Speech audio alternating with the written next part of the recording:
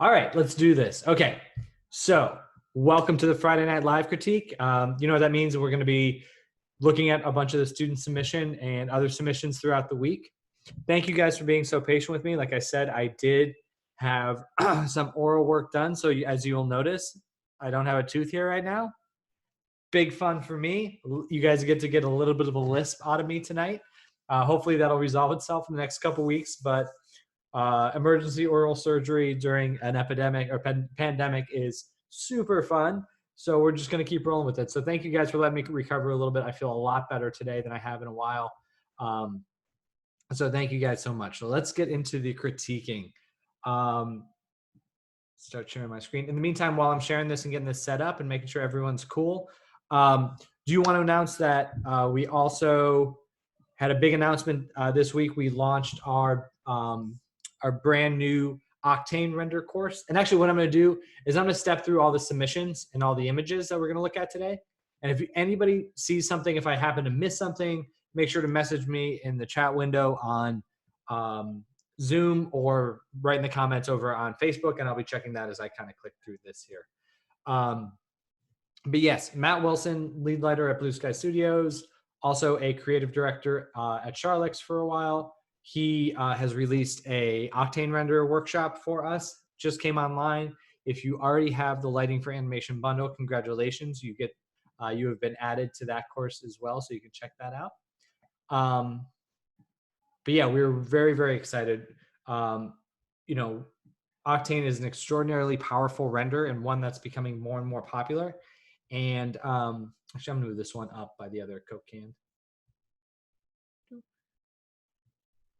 And Matt does a brilliant job because, like, one of the biggest things that we teach at the Academy of Animated Art in terms of lighting is that yes, the renderer is cool, but the renderer doesn't matter. What matters is your ability to work within that. And Matt does a brilliant job in that workshop of balancing the creative pursuit with the software itself. So not just learning the tool for tool's sake, but actually how an artist in the industry actually uses it to make great images.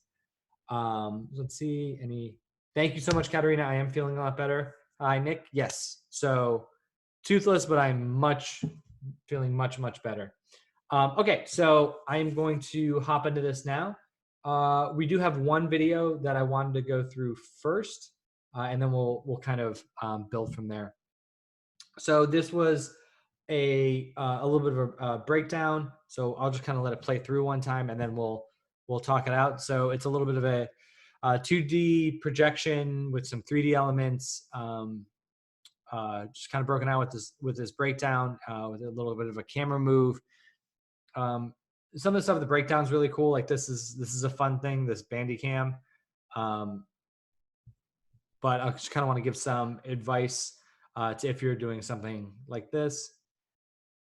And we got the CG elements breaking down here. We got lens flares coming in. Cool. Okay. So a few things out of the top. I was, like inundated with text right off the bat. Like you can take this Instagram ID round over 01, just take that off the entire thing because we don't need to see that throughout. It's big. It's taking up a lot of the screen space. It's also overlapping the same text there. And so, really, in like the matte painting and nuke with projection, cool. But it'd be better if we just knew your name here because this doesn't really do us any good because you can't click on it, and no one's gonna go to Instagram and type it in. Okay, so, and also the speed of these opening credits is very fast, like that, and now we go into it. So, in first noticing when I first watched this, you can pretty clearly see some stretching around the edges. Like if you just watch up here in this corner, like if you just watch in the corners, like here, you can see it really morphing out. So that's something that I would take care of. In terms of the image itself, these lens flares are, that's a lot of lens flare. And usually you save those if you're like looking directly into a light source, like the sun and the rest of the scene, like you're looking into a bright spotlight at night or a headlights coming at you or something. You usually don't see those a lot during a daytime scene. In terms of some other elements, like I want to point out the color and density of this shadow there. versus what we see when this guy gets plopped down. So like it's much bluer. It's a little bit, and this is another big one too. Whenever you are comping shadows into a scene, you need to do something, because like if you look, like just watch right here. Let me make that a little bit bigger. So if you just watch right here, what you're going to see is a shadow of this crack, and then as our shadow passes over it, it kind of darkens that down. And that's not actually how shadows work. Like if this object went over here into this shadow, it would just still say, it'll just still say stay this dark. It doesn't get darker because there's an object around it. It's just an absence of that sunlight, and so it would remain that dark. So what you need to do is you need to color correct the plate within the shadow as well, to get that down. And then the other big thing is the stepping back in space. I talk about this a lot. It's just this is an important thing for artists and to get a read right. So again, we look at the black points on things, like how black is this black? Like these feel pretty lifted over here. This feels a little bit lifted over here. And then in here, the blacks feel pretty dark. And then as we go further back, they get lighter again. So I would just make them darker in the foreground here. And then like, again, step it back. 1, 2, 3, 4, 5. Sorry, I'm on my trackpad tonight. And then I would do it up that way. In terms of the breakdown, this one, the word matte painting is matte paint is misspelled. So just do a double check on the spell check. I always like these breakdowns where things kind of drop in. I thought that worked out really well. This is kind of fun. But like I said, it's tough because we already saw the stretching. Yeah.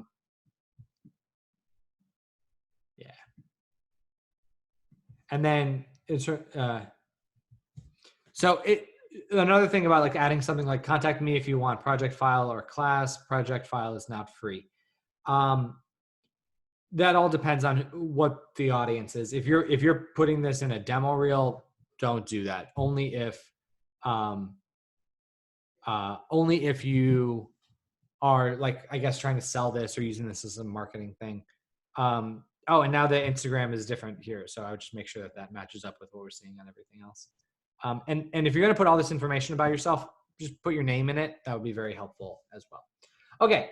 So now I want to move on and just double check, make sure there are no questions. Looks like we're all good. Okay.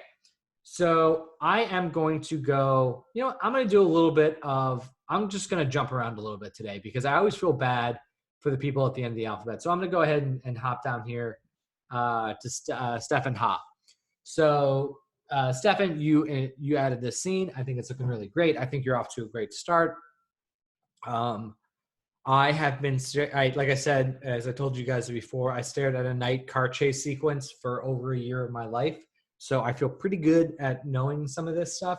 And here are some thoughts that I had. Because overall, I think your the construction of the scene is good. But there's some elements that we can add. The first one that I noticed is the spotlights against the wall here. So one thing that you want is you want to create some sort of a light pattern. So this is just some reference I pulled up. So you don't ever see just like a cone of light from a headlight. It actually creates, there's like, because what it is a headlight is, it kind of looks like this, where there's the bulb here, like the bulb's like right here, and then there's this thing here that reflects the light, and the light actually shines back this way and reflects outward, and that's actually what enables that. So that's actually where the light comes from. It's not like a light bulb. It's not like a cone light facing out. So you really want to look into some reference and then just kind of create a pattern on the wall here from that light source. These taillights are looking a little bit dim, and you also want them to kind of bleed onto the car itself a little bit. So a little bit of redness back here. In terms of the street itself, it's surprising that like we want to see more influence from these lights onto the street, because I just kind of see them there and I'm not really feeling that. Like streets are illuminated at night, right? They're really lit up. There are street lamps. There are other headlights. They're like, these lights aren't spilling. Like, I'm not seeing any reflection of this light in here. Like, they're just not, the lights aren't interacting with the cars themselves at all. It's only just kind of hitting the wall kind of dimly, and that's it. What we would really want is like these values are fine over here. We really want to brighten up this whole area with just like ambient light, with headlights, with just like to really get the focus down here, and really kind of hype up that region. And so that would be a big one. I like that you got these little license plate lights. I think that works out really well. I just want to see more light bouncing around in here because that'll pick up more reflections in the side and just create an overall better composition as a whole. In terms of the surrounding environment, I think it looks pretty good. I would just work on adding some aerial perspective or atmospheric fall off as things step back into space. So just adding a little bit of like atmospheric fog in there as well, but really focus on getting some good ambient light in that foreground there. Okay, so now I want to talk about, we'll do Shivas now. So here are a couple of submissions that you had, and let's talk about this one first. So when I looked at this, there was something about the raspberries that was throwing me off. There was something I couldn't quite put my finger on it because overall this was looking pretty good, but like I really wanted to like this. Just they felt like fake raspberries. They didn't feel real to me. So I started looking at Raspberry Reference, and if you look, there's a few things going on. There's like, first off, the overall color of them isn't quite red enough. Like if you look, they look almost, there's almost too much yellow in it. And I would want to see more like this true red color, and then more subsurface scattering and more light penetrating into their center here. So like the fact that this is getting dark in there, I would want to see more red bleed into that.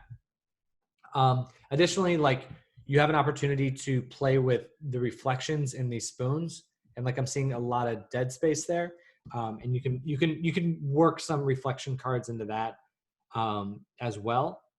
I would take out this hole, just because it doesn't feel very appetizing, and like that's what you really want in your this beautification of this scene. It feels like a little bit unnatural. Like I would just go ahead and keep the raspberry in there. Additionally, I think this, I was looking at the bump on this cutting board, and I think it's looking, you know what it is? It's like the cutting board's pretty beat up, but this edge is pretty perfect. And I would just like to see that either like make the cutting board like clean and pristine, or kind of chunk up that edge a little bit. I think those would probably be my big ones on this. I would also like to see a little bit more. I think you can play with the depth of field a little more, because again, a shot like this is going to be shot kind of far away with a telephoto lens, and you would really only see about like this much room in focus. Like all this stuff here and back behind would go blurry. And I think you can really play with the depth of field a little bit more and push some of these elements out of focus, because it's not a big deal that we see that super in focus, but I would just I would try and push and pull that a little bit more.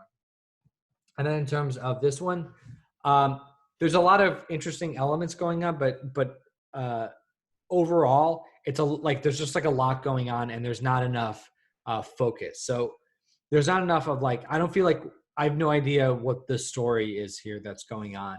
Like, I want to be able to either focus on what's going on in the room and then create simplicity outside the room, so I focus in, or create interesting information outside of the room, and then inside the room becomes more of a silhouette, like a framing element for it.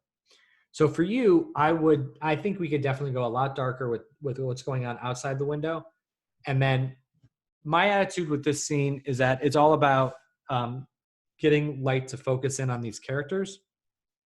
So I would play this up like, okay, so we got dark outside of these windows, and then this guy over here is just kind of like bathed in this pinkish light, and then there's darkness in the it's tough because of this, but like I'm wondering maybe if we scooch this lamp over to here and then we can just kind of create all warm light here in this corner, and then pretend like this light source is shining out more, and then we can get a rim on him here.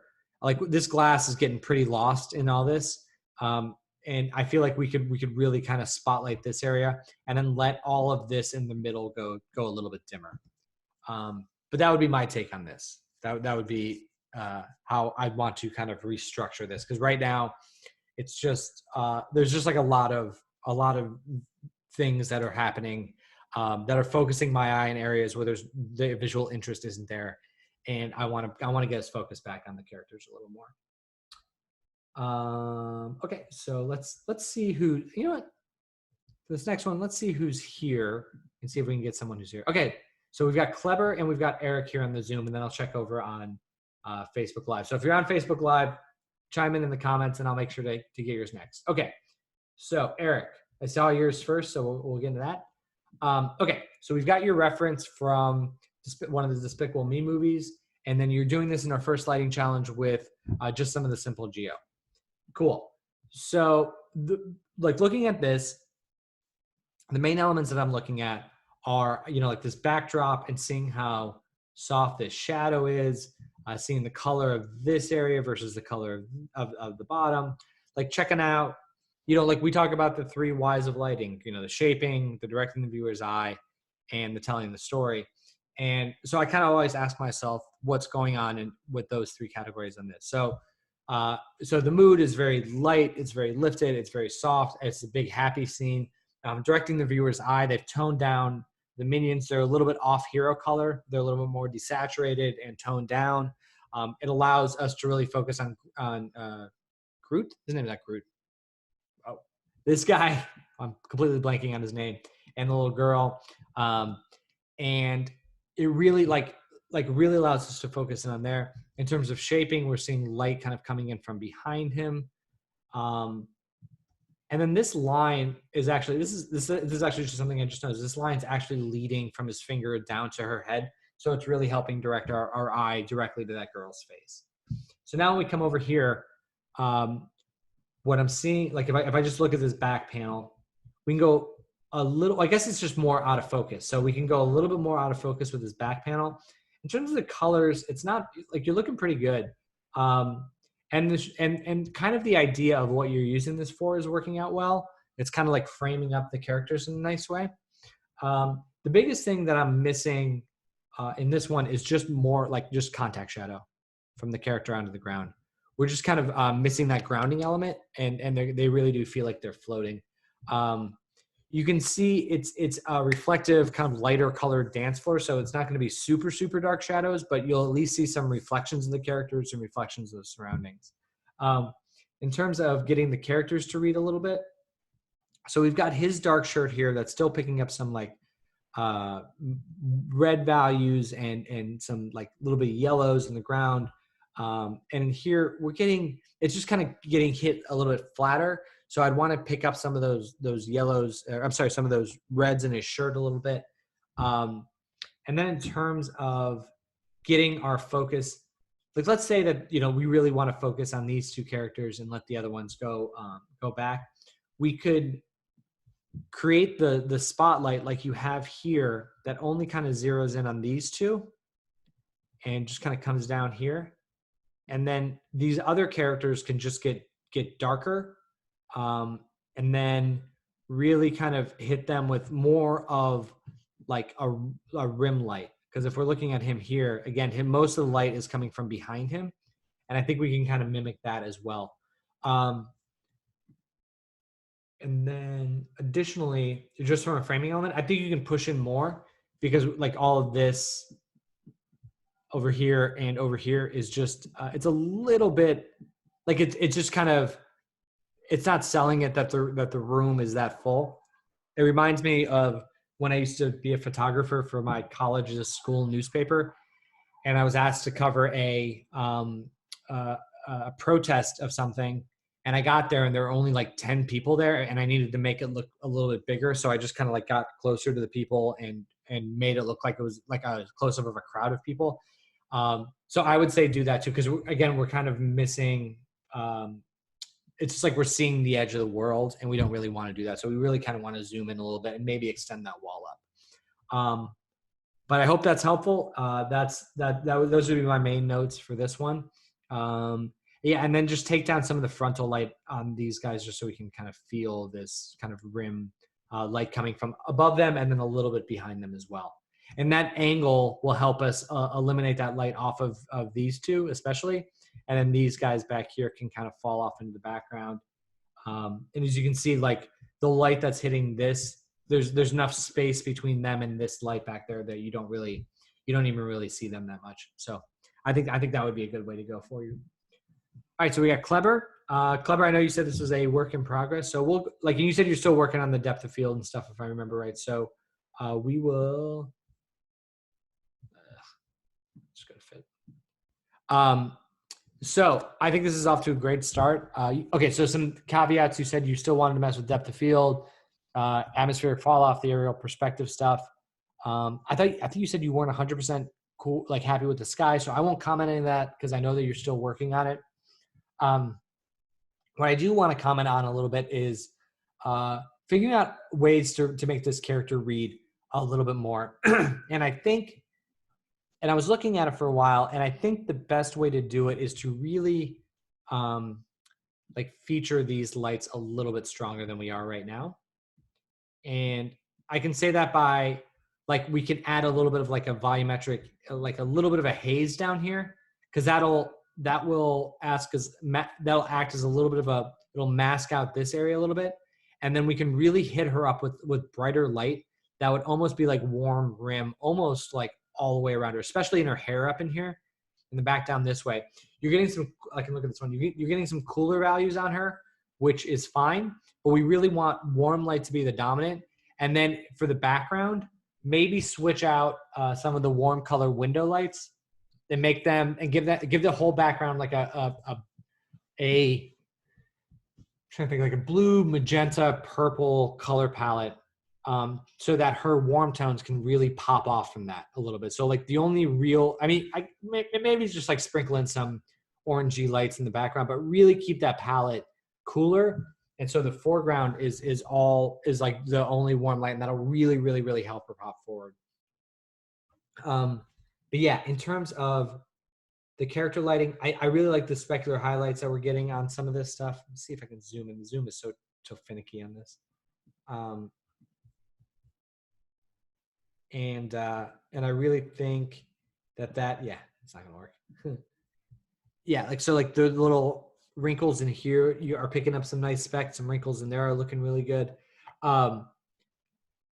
Just some more shaping in the hair, but the background's looking pretty good. Like I think you're doing a good job delivering on a sense of scale back there, and giving us a good sense of what we're after.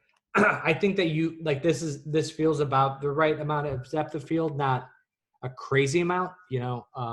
But if you think about it in terms of, like, the camera would be focusing on her, which she's pretty close to camera, which would allow some of the background stuff to fall out of focus a little bit. You know, if you really want, you could do like 2 versions of it where there's more and less depth of field, just to see what you like better. Or you can just create a wedge test in the comp and submit that for the next one. But I think you're in a really good spot, and I think that you're well on your way. It's just like this is just kind of one of those things where it's like you get into it a little bit, and then like complex lighting stuff, I always do this where like I kind of go at it with all my lights and my ideas, and I kind of like, I look at it, and I always encourage myself to get to a point and then back off and like save out that file as another version, open a new one, and delete every light that I've created and just start again. And like, it could take you a couple hours to do the first setup, and the second time it'll take like 15 minutes because you know exactly where things are. And at the end of it, you are your light rig is stronger and sounder, and everything kind of works out a little bit better. So that would be my note there. Let's see.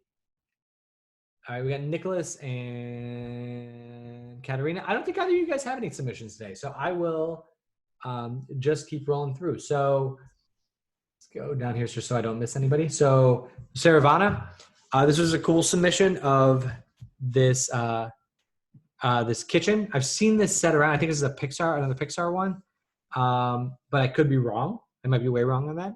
But I just keep seeing these. I've seen these like hanging cloves of garlic around scenes a lot, and I don't know where they came from, but they have just been everywhere. But overall, I think this is looking really well. I like the little cracked refrigerator with the slight bit of warm light spilling out of there. Some elements that I would look to improve upon. Number one would be like outside of this window and a little bit of glow. I would expect the whole room to feel brighter over here and then fall off as we come this way. And I'm just not feeling that. I don't feel like the screen left side of the room is quite bright enough. That would be my one big note, and then that would allow a more dynamic shaping as we come across this way, and allow this side of the room to get a little darker, and then get this spill to kind of pop out of here. I would even push this refrigerator light up maybe 20%. I know that's totally not technically accurate at all to anybody's refrigerator anywhere, but I think that will kind of sell that a little bit more. The other big thing that I would recommend to do would just be to take a look at some of these props on the table, because they're not, and maybe like around the room, this is a tough part about having a lot of stuff in the space. They're all not reacting to light in the same way. Like these crayons are looking pretty bright. This bowl and this coffee cup are looking pretty dark. And this cup here is also looking pretty dark. And I don't think there's more light here than there is over here, maybe a little bit. But this is a white cup. These are yellow crayons, and I would expect this to get a lot brighter than that. Additionally, a lot of these elements aren't like, I would push to get some more shaping across here, across here, across here, and just to kind of really feel it up. I like what we're seeing here. I like that this is kind of getting some good variation in there. I don't know if you put something in the reflection there to pick that up, but that's looking really nice. But those would be my overall notes. Get more light around the entryway, increase the refrigerator, get more shaping on the table elements, and then just do something like these plates feel a little bit dark compared to these cups. It's like what I always like to call it a sanity check. Just like go around the room and just make sure everything's lining up pretty well. All right, so we've got this submission of Placencia, I believe is how you pronounce your name, and I apologize if I mispronounce that in any way. Let's hop over here. Oh yeah, you guys are great. Okay, no, you guys stay around as long as you want. I love Nicholas, Katerina, you guys are phenomenal. Okay, so this one, it was kind of like, this was one of the ones that I saw and I was like, okay, cool, this guy posted, like my first reaction was like, oh, he just posted his reference image, right? Like, cool, I wonder where his image is. Like, oh, dang, that's his render. Great, so I always say there's like two elements to looking at an image. There's that first like a wow factor where I'm not like a CG artist. I'm just like a dude who's looking at a thing and I like pretty things. And I was like, this is pretty, this is cool, this looks really great. This passes that first initial eyeball test, and it's really well done. And in some ways, like it's not like, it doesn't match 100% the reference, but it passes that initial test. But there are some things about it that I think can be improved upon, because that second layer, that's when my nerdy part pops in my brain. And I'm like, oh, I wonder how these things can get better. My first note, okay, first thing I noticed when I was looking at this, like I was like, something feels weird about his beak, and I couldn't figure out what it was. The tip of his beak is getting out of focus here, and I'm not quite sure what that is. If it's like a diffusion thing, if it's too much edge blur, but I'm just like losing the sharpness around the tip of the beak. I like what you did with the eye-ding. I think that's working out really well, so I would just leave that. It almost looks like the window of a kitchen or something. That's the only thing that's throwing me, but I think it's fine. I don't think anyone will get into it that much. But I would just like maybe obscure that, or just like make it look like trees or something like the other one. The other thing that I noticed was when, after kind of like that first initial whatever, and I started digging into it, was the leaves themselves are looking a little bit matte. And in the reference here, you can see there's a lot more like specular highlights, like specular hits on these leaves, and a little bit more like translucency here. And I would just like to see a little bit more of that, specifically the specular highlights, because then it would be like a cool sky speck that really does a good job of going in and breaking up this green pattern, or the green color, a little bit. Additionally, in that same vein, I would like to see a little bit more skylight on top of his head. You can kind of see it here. It's like kind of almost like a blue shimmer that I think would look really nice against the black fur. And And then I think two other things about the beak. I think we could use a little bit more bounce light just because there's so much light rattling around. I get that you're trying to create some shaping in there. I think that's nice. And I feel like this is too lifted, but like somewhere between where we are and there. And when I say it's too lifted, it's not like that's not how nature would react. I just think that aesthetically it could be better. And then the bump on the beak, and I would have to look at more reference on this, but in my head, in my mind, a bird's like has more elongated kind of like it's almost like stretchies, like stretch like lines on their beak, and that's the kind of that's how that texture, that's how like the bump would go, and it wouldn't be like these kind of like, it almost looks like an orange rind. Take these out. It almost looks kind of like an orange rind right now, and so I would just watch out for that. If this were a totally CG character, like if this was Snoopy or another character with white fur, I would tell you to kind of lift up the white value of this, and also maybe get some more kind of specular light in here. But it depends on how photoreal you want to go with it, because like you can see it's dark in here, and his fur is kind of dingy up in there. So that's a totally you call, and however you would like to proceed with that. But overall, like I said, this is looking great. It's a really, really strong image. As you know, I reached out to you as a possibility of something that we could have at the asset library for our students. So hopefully we can get that going.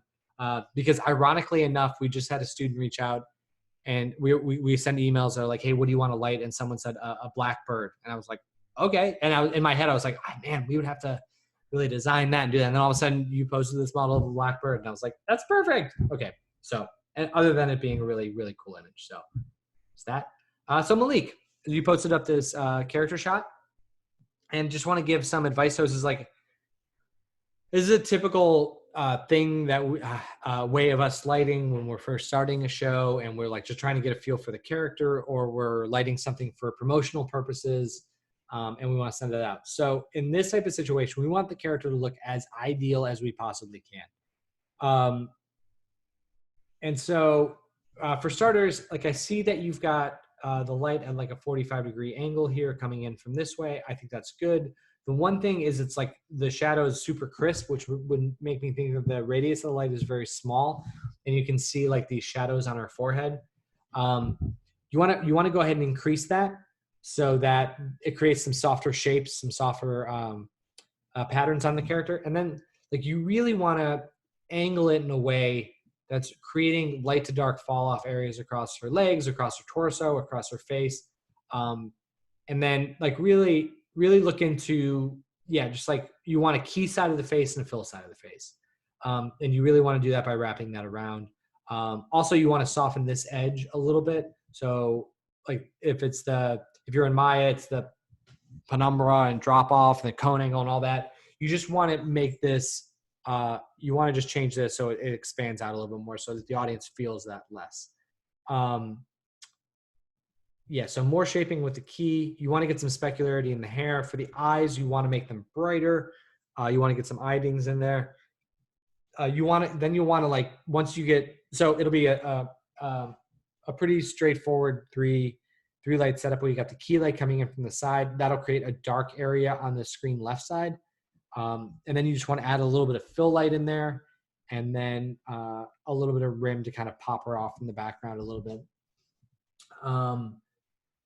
And I think that would really go a long way, because right now she just feels a little bit too frontally lit, a little too uniform, and it would be great to just get some more variation in there, and then make her eyes and teeth pop. Maybe increase the color of her shoes to get the whites of her shoes. If you don't already have a subsurface, it looks like a little bit plasticky on her skin. Make sure you got some subsurface elements on her skin there, and then go from there. And I think you're doing well. Okay, so we have Leon next. So Leon had this submission that matched up with this really cool reference. And this one too, this painting is gorgeous. I really, really love this.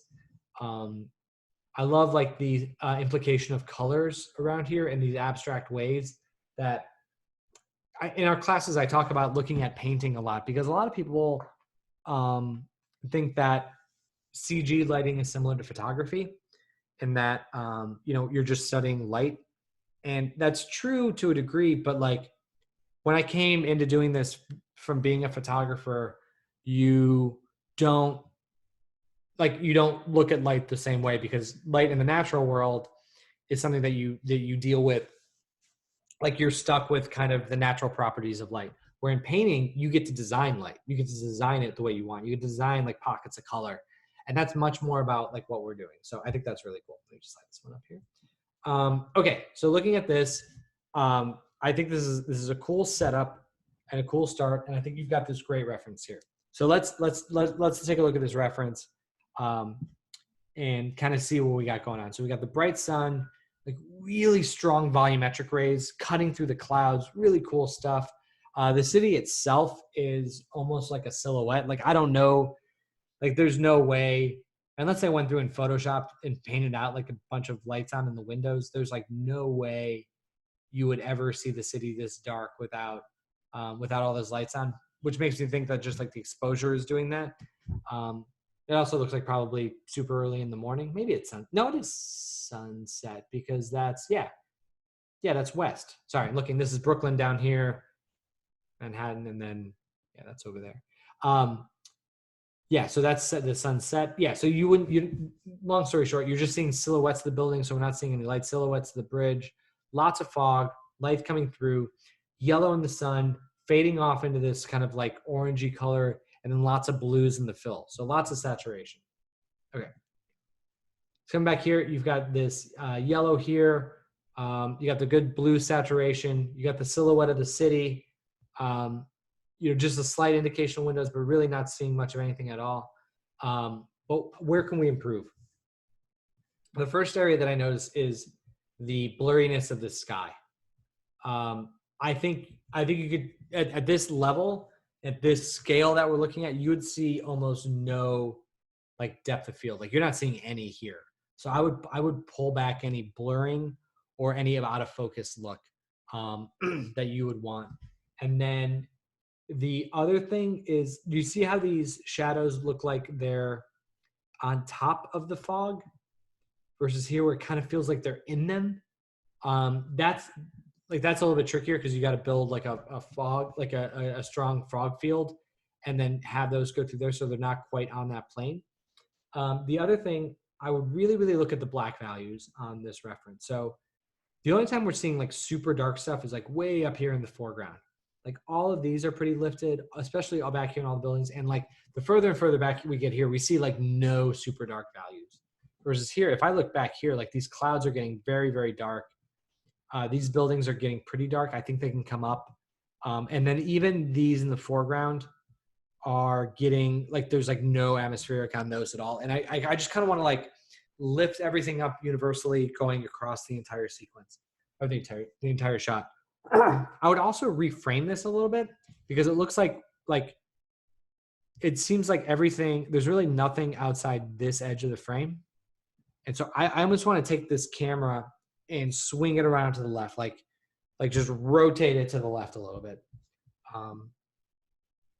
And that way we can like this one's got nice framing where there's like this building here is kind of framing, and like we've got some stuff over here, and it's just kind of like the majority of it's looking back this way, but I just kind of want to zoom in on that.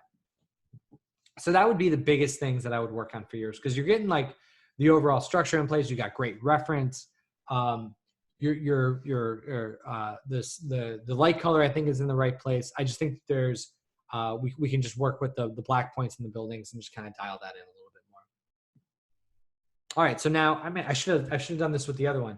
So we've got this same scene, same tricky problem, right? Because there's a lot going on, and just kind of balancing the interior versus the exterior. And I would like, I always say this, and this probably comes up every time that I do a critique, but it's worth repeating.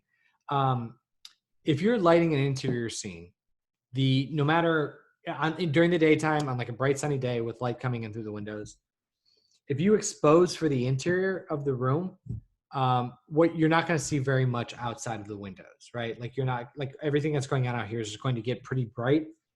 And aesthetically, that helps us out a lot, because then it just creates like a bright shape in these squares, and it allows us to focus in on the interior here. So again, similarly to the other one, I would ask ourselves, like, what's the focus of the scene? If it's these two characters, let's go ahead, brighten up this window, Really make that like a good rim light on him, make his shape dark over light, because we're always looking for those complementary elements to get them to pop. I do like the way that this yellow light is kind of drawing our focus over there, but it's kind of getting lost because the values are all kind of the same around here. So I would really find a way to create some darkness in the middle of the frame and then pockets of light in either location, either to the left and to the right. In terms of, yeah, so, and like I see some lights coming up here. I see this lamp on. I would just like really like to center in on what our main light sources are and then going from there. Because it seems like there's like just a lot of, it's like this just feels overlit to me if I was looking at it. So yeah, so if you have questions about more details on that, let me know. But I feel like that would be a good next step for you. All right, so we've got this scene from Hiba. I'm sorry, again, I'm terrible with name pronunciations. Okay, so we got light shining in through the window. This is, it's off to a good start. I really like the shape of this coming across here and hitting up this area. There are two things about that I would really like to see improved. Number one is once this light shines in through this window and hits the ground here, it would create a very strong bounce light coming up in here, right? Because a dark room, super bright sunshine, I would almost make this a little bit brighter. And then if you're not getting enough bounce light from the renderer, add a little area light down here that's just angled up this way and create some more bounce light in some of this area here. That will really help us like zero in on the mid-ground elements. And then I think somebody said this in the comments, but like make these darker in the foreground. So all the foreground stuff becomes like silhouetted dark. Everything in the middle is being hit by this bright light or the bounce light. And then everything back behind it in this region here can go dark. And that'll allow us to really focus in on the mid-ground of the scene. Overall, it's nice that you're having some light fog come in, but I would really isolate it to the screen right side and really make it like a fall off as we're going across there. So you don't want it to, because right now it's kind of like overtaking the whole scene. I would take it down by a lot, especially on the screen left side, and just kind of leave it isolated around the window there. It's also like there's a lot of objects in here, which isn't a bad thing, but I want to make sure that we're focused, like that we're really zeroing in on, because I think that this area should be our focus. But like just seeing all these small shapes with this curtain is drawing me over there, these round shapes here, all of these illuminated shapes there.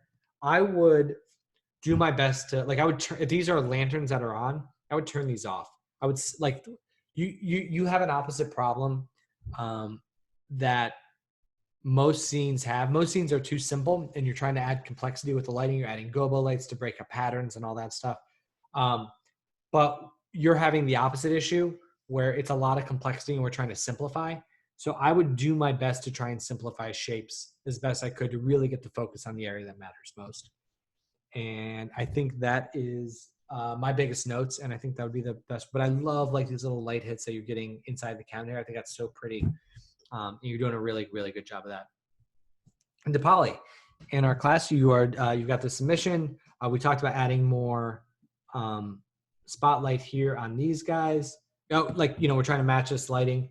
And I talked about how in a shot like this, there's going to be spotlights that are kind of filling in the characters' faces, overly filling, if you will, their faces. So I think you could just get like a couple of spotlights that hit right here and maybe two more, one here and then one specifically for this guy here. Maybe tone this down just a little bit, just so it's not brighter than our characters. And then I would really continue to push. I think you can go a little bit more orange warm in the key light, and then only in this kind of upper corner do we want it to kind of go black. The rest of it, we want to have some saturation and maintain some blue values in there too. But all in all, I think this is looking pretty good. The biggest thing I would just watch is this value shift from top to bottom, and then just try and mimic that between his head and shoes. You may need to double check and make sure that you're getting good grounding shadows from him as well. If you know how to run an ambient occlusion pass, I would just do that just to kind of ground them into place a little bit more. But overall, love the shaping you're getting across the back wall. You're doing a good job reading this rim as the main light source. It's just a matter of getting that fill value about right. So I think that one's good there. Okay, so we will do Viscal. We got, we'll do Abhishek, and then we'll do Vasal. Because these are, Vasal was just posting this in relation to both you guys did Coke stuff for your quarantine projects. So for this one, I would do a couple things. Overall, it's looking really great. I love the condensation on the can. Normally, though, for commercials, they kind of clear out the name a little bit more just to make sure that that reads really well. So I would do that if you can. That would be one. There are like three things that I would do. That would be one. Number two is over just the plain black background is I think you can do better than that. I think you can do a real mild gradient, like a different color here in the center. It doesn't have to be crazy. It could just be like a slightly lifted gray or like a dark gray, and then grading it out to the black in the corner. So we can really zero in here. And the last thing I would say is make sure that like some of these, like this splash in here and the splashes on the side seem to be only like, because they're surrounded by black, but they seem to only be reflecting and refracting black elements. That, especially if a liquid is red like this, not great, because it just kind of makes it look like blood a little bit more. And I just knowing from experience, you want to definitely create like what we're seeing up here is nice and light and airy and fun. This type of red, not exactly what people are going to be looking for. So that would be my take there. But I think the rest of it's working out pretty well. Vasal, we've got these ice cubes are tricky, and they're looking pretty good. We've got this one here. I think it's looking pretty nice. The one thing about these cans is they have a brushed metal quality to them, so it's a little bit clean and perfect on this side. Same thing with the droplets. The droplets themselves are getting a little bit too dark around the base. Like if you look at this, they're never really, that's tough against the black can, but they're never really getting that super dark base. So you want to make sure to lift that up. And then in terms of like this, and same thing with the background, maybe get a little variation and gradient in the background. This dark value here, I just feel like the light would bounce up more in there, and we'd see a little bit more of that. Mostly, again, because it's, if like think about it as a commercial, the Coca-Cola company would want to see their classic Coke red. And so we want to give that to them with some extra light in there. But that would be my main notes there. All right, let's look at Abhishek's other submission. So this one, not enough bright value. Like if this, I like the framing of it. If that's our focus, like let's hit us with it. Like what, like there's nothing in this scene tonally that's going to make me look at one element over another. You've got some nice warm versus cool colors, but the value isn't there. The luminosity isn't there to draw my eye to any one area. So I would really like, it almost looks like there's a little bit brighter here than it is on the statue. So ask yourself where you're directing the viewer's eye and really crank that up. So if it's in here, then really kind of push that. The atmospheric like scatter color is interesting because it's all blue, but there are some warm lights in here. So it would be nice to get some variation as it's coming down. Like it's hitting, it's hitting some of these pockets of warm light as it's coming down. But I I think you're off to a good start. I think this could form into something really, really nicely. I just want to see more key value on some of the major elements. All right, we got this clock. So it's interesting because it looks like the damage that was done to the face of the clock is very different than the damage that was done to the surroundings of it. So it's like the face was scratched up, but only the face, because I'm not seeing the scratches on the body, and the bodies just began to rust. So I don't really know like what could have happened to this, because these aren't cracks, right? Cracks are like spider webs. They start in the center and they kind of web out. This is just like longer slashes. So it's almost like someone took a fork to it and scratched it up.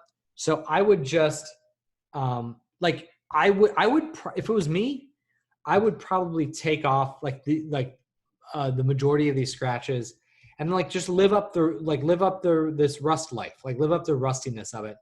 And instead of making it scratched, make the edge of this glass like really super dark, like it's just like that's kind of rotting too. Like it's like there's like just gunk and buildup and mold and just crap on it. Um, and then I would definitely do that. And then in terms of this like being a still life, right? I think we can. I love that we're getting some variation on this white by this little pocket here. I just want to see. I want to see like this area separate off from the background a little bit, like really kind of get a pool of light in this region. Like you can keep this here, and like we were talking, it could be light coming down and just like bouncing up and really filling in this area, and then allowing this background to go out of focus more with the depth of field, because it's pretty small. Like anything back behind it over here too can get out of focus, and then like you would see a gradient of focus as it goes up this cloth, and then maybe a little bit out of focus here in the foreground. But just keeping all of this right here in the center in focus, and then just creating more, like adjusting the shaders so that picks up a little more, and then creating a little bit more shaping around this side too would be something to watch out for. But I think, yeah. But yeah, I don't remember if somebody commented on the scratches, but I think that was like the first thing I thought. It was like, oh, those, like they like, I get why you add them, but they don't my brain's not clicking with them with the rust on the outside. Like I'm not quite sure what that would look like. So that would be my adjustments there. And then for this one, like this cool gradient background, this guy feels overly lit for the surroundings. Like everything else feels pretty low key to fill ratio, but he feels very bright. So I would just watch out for that. I think we can hit the controller harder with some light, and make sure it's nice and soft. Make sure the specularity is matching some reference. I was looking at some reference of PlayStation remotes, and I think that you can get a little bit more specularity out of the remote to kind of distinguish the kind of harder plastic stuff from then the rubbery bits. And then maybe, and the other thing, I would figure out a way to create some more variation in this ground, because this is like pretty even here. Maybe just like find a way, if like you're going to increase the light here, maybe add like a pool of light down there as well. And then depends on, yeah, this guy's just getting too much top-down light that nothing else in the scene is really getting. So he's not quite integrating that well. I love the scale play of this. You can mess around with it too. If you added a lot of depth of field, he would look like he's miniature, versus what we have now, which makes it feel like the controller is very, very large. So you have some wiggle room there on how you want to tell your story as well. And then, yeah, I think those are probably the main elements of this one. But yeah, keep posting. This one's a little bit unique in its setup, so it might need some massaging as well. But yeah, let's check over Facebook, make sure I didn't miss anything. Thank you so much. Of course, my pleasure for the feedback, guys. Like I said, Jasmine and I are both here. Jasmine was great on Monday and picked up my slack when I wasn't able to come online and talk to you guys. And because I canceled it that morning, and she was like, "What are you doing?" And she's like, "I'm going to go online and talk to him." I was like, "All right, great." So we're here for you guys to offer up what you need. We are more into, we're starting to get a better understanding of how this global pandemic is going to affect the animation industry, and more, there are more and more signs that we are, that the animation industry is like healthily going along, and that people still need content at homes, and so that they're like, although there were like a lot of insecurity in the industry at start, there's going to be more. I'm starting to see more job listings. I'm starting to see people ramp up. Companies are going to need to start figuring out how to get people working remotely who haven't worked there before. I know we've had to do that a couple times. But the more we get into this, the more that we realize that we're doing okay. So, like I said, we are here to help you guys get through this patch of crazy times. And before signing off, I do just want to say to everyone that's listening and watching this that is a mother, that has a mother, that celebrates moms, a very happy Mother's Day to all of you this weekend. To all the parents with young kids at home, we're right there with you. Again, Jasmine and I know exactly what you're going through. So even if you just want to hop on and talk about how you're trying to homeschool your kids, or I have an 18-month-old that I'm just trying to wrangle all day. If you want to talk about that, we're here for that too. So keep going. If you guys have questions, keep posting images. Would love to hear from you. But in the meantime, happy lighting. Stay safe out there, everybody. And we look forward to hearing from you soon. All right. Talk to you soon. Bye.